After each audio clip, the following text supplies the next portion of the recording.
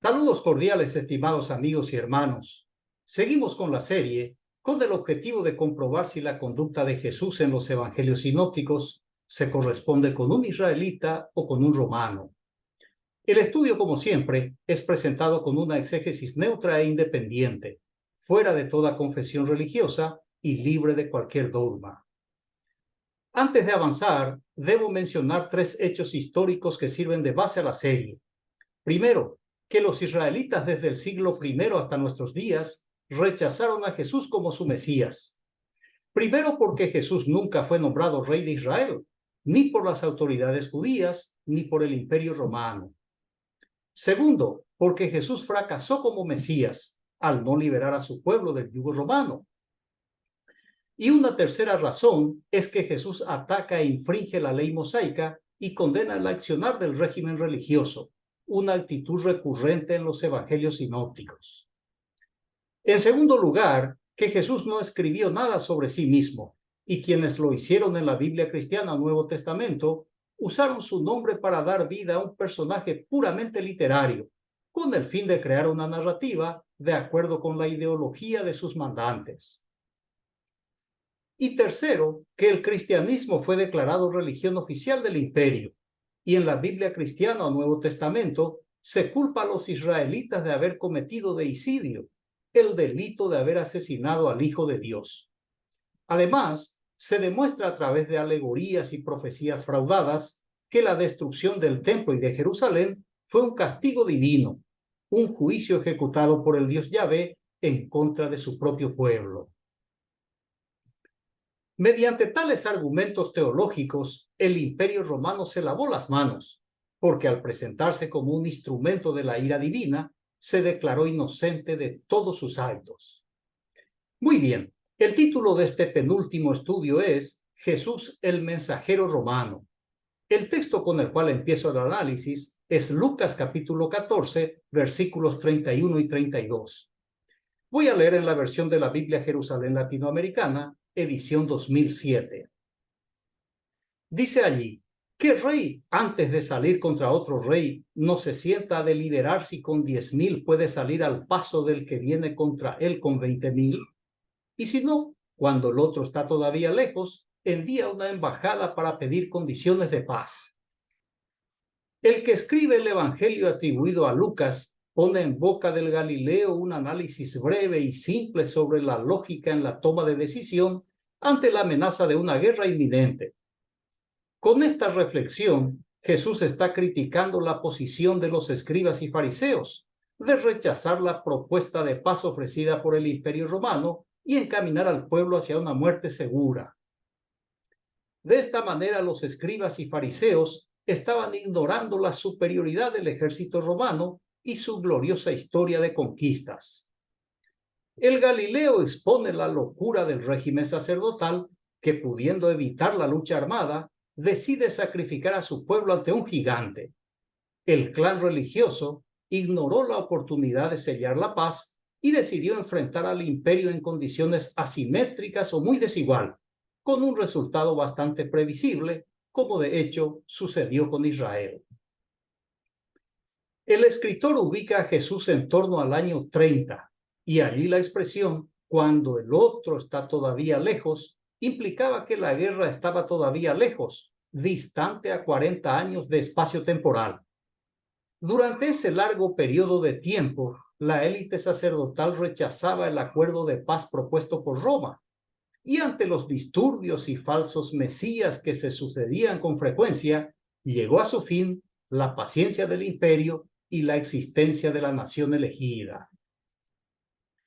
Lucas capítulo 19, versículos 41 al 44 dice, al acercarse y ver la ciudad, lloró por ella diciendo, si también tú conocieras en este día el mensaje de paz, pero ahora ha quedado oculto a tus ojos, porque vendrán días sobre ti en que tus enemigos te rodearán de trincheras, te cercarán y te apretarán por todas partes, te estrellarán contra el suelo a ti y a tus hijos que están dentro de ti, y no dejarán en ti piedra sobre piedra, porque no has conocido el tiempo de tu visita. Recuerde que los evangelios fueron escritos después del año 70, cuando los sucesos aquí relatados ya eran conocidos por el escritor romano. Y como es un panfleto de guerra, el autor pone al falso Mesías a derramar lágrimas de cocodrilo, a lamentarse por la negativa judía de sellar la paz con Roma, y expone la consecuencia macabra de la arrogancia judía. Las condiciones de paz que se venían negociando era un secreto de Estado. El pueblo en general ignoraba el contenido de la propuesta y de ese modo quedaba oculto de sus ojos. La causa principal que condujo al pueblo hebreo a levantarse ante Roma fue la opresión económica y las consecuencias sociales insoportables que le obligó a luchar o a morir. Y lo hizo con la esperanza centrada en su santo patrono Yahvé, una deidad que tenía la brillante oportunidad de manifestar su existencia y de desplegar sus mayores atributos. Deuteronomio capítulo 20, versículo 1, dice allí, cuando salgas a la guerra contra tus enemigos, si vieres caballos y carros y un pueblo más grande que tú, no tengas temor de ellos, porque Jehová tu Dios está contigo, el cual te sacó de tierra de Egipto. Este texto post-exílico, redactado por el clan judaíta que regresó de Persia, fue empleado desde el inicio de la conquista de Canaán, relatado desde el libro del Éxodo hasta el libro de los Reyes de Israel. El mensaje es de naturaleza teológico-militar y fue utilizado por la élite sacerdotal para infundir valor en el pueblo israelita, de modo que se enfrentara a cualquier enemigo, aún sabiendo que el adversario es superior o más poderoso. El efecto de este texto es similar al que produce el himno nacional o una canción patriótica. La valentía del pueblo entonces era infundida por la fortaleza atribuida al Dios Yahvé, desplegada en el rescate del pueblo hebreo, según la leyenda del Éxodo. En esa epopeya, el mítico caudillo Moisés junto al pueblo redimido entonaban el siguiente cántico. Éxodo 15:3. Dice allí, Jehová es varón de guerra, Jehová es su nombre. Desde esa acción épica, el Dios Yahvé se constituyó en el protector del pueblo liberado y pasó a ser considerado el santo patrono de la nación posexílica.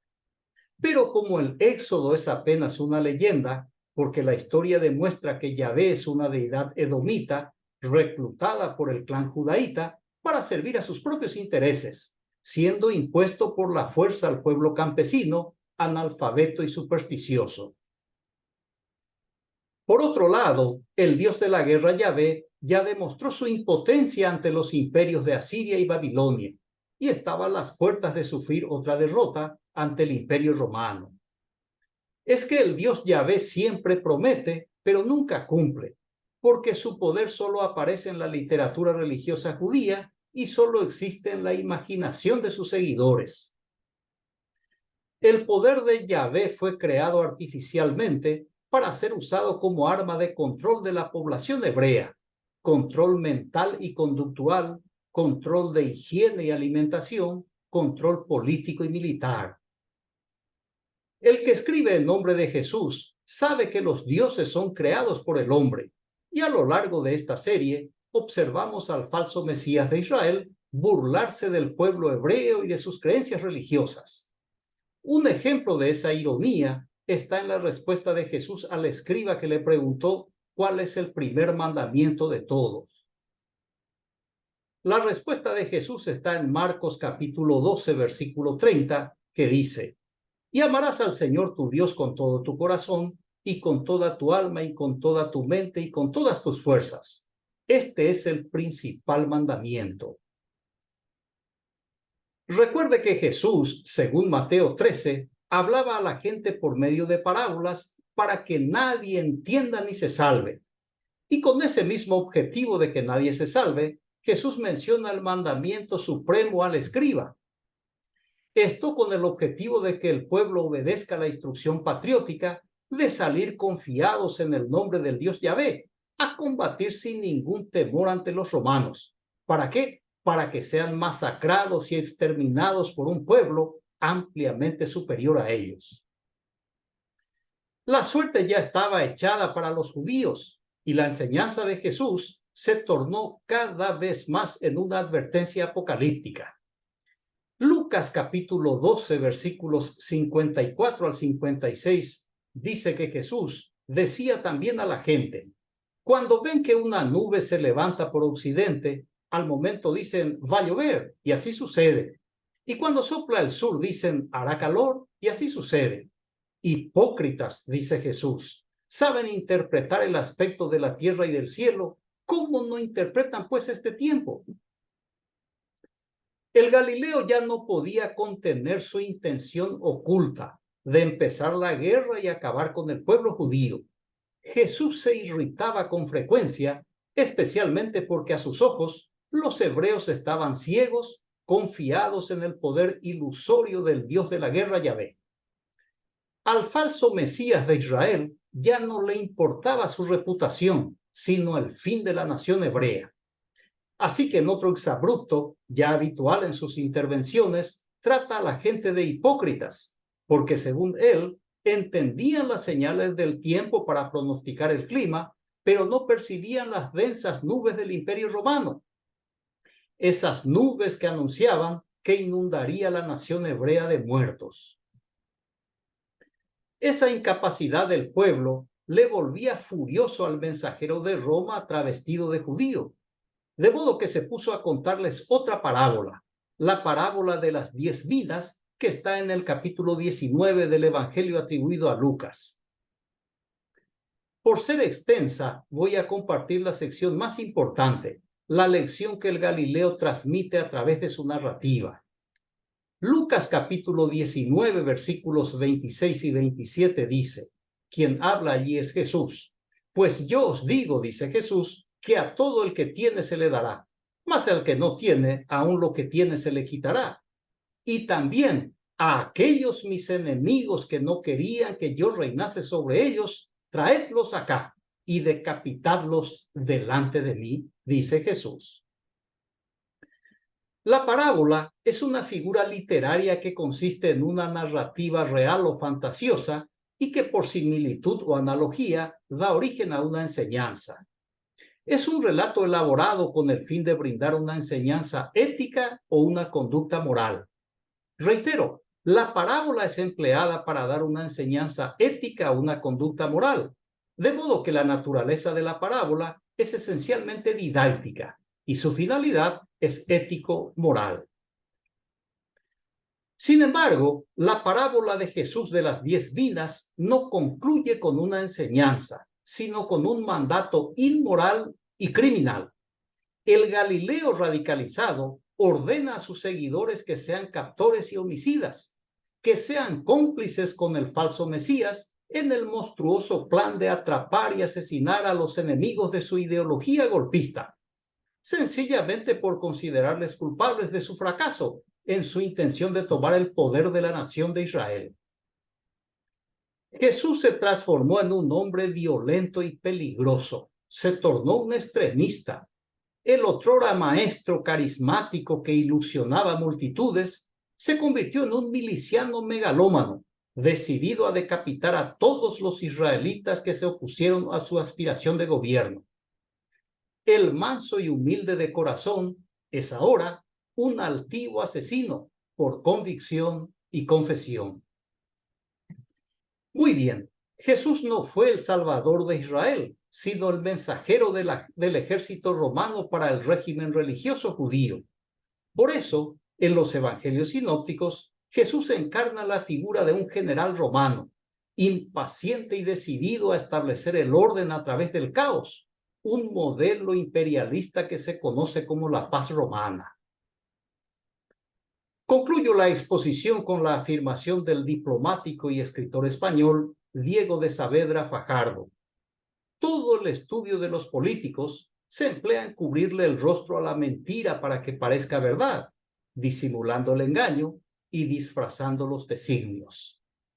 Agradezco su amable atención, reciba un fraterno abrazo y hasta el próximo estudio. Gracias.